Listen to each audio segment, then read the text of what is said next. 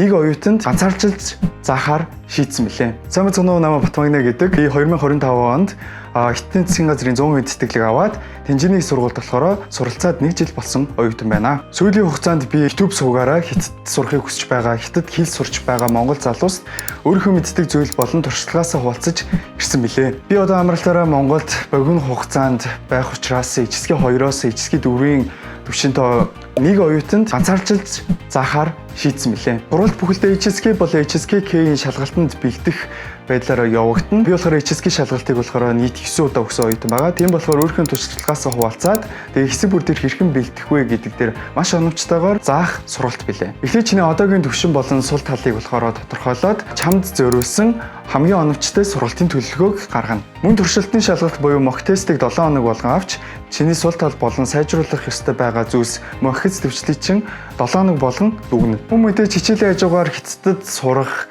Хятадын тэтгэлэгт аплайдах тэгээ бүрдүүлэх бичиг баримт гэх зэрэг дээр болохоор чөлөөтэй надаас мэдхийг хүсэж байгаа зүйлсээ асууж болно. Нэг удаагийн хичээл болохоор 2 цагаар явагдана. Тэгээ нийт 20 хичээл явагдана гэж тооцоолж байгаа. Нэг гоё юм нь болохоор 7 хоног болгон чиний өдөр болгон цагт тааруулж хамтдаа хичээл орох өдрөө болохоор өдөр болгон цагаа гаргах байгаа. Би бол HSK-ийн шалгалтанд эрчимтэй надтай хамт бэлтгийг хүсэж байвал над руу DM-ээр холбогдоорой.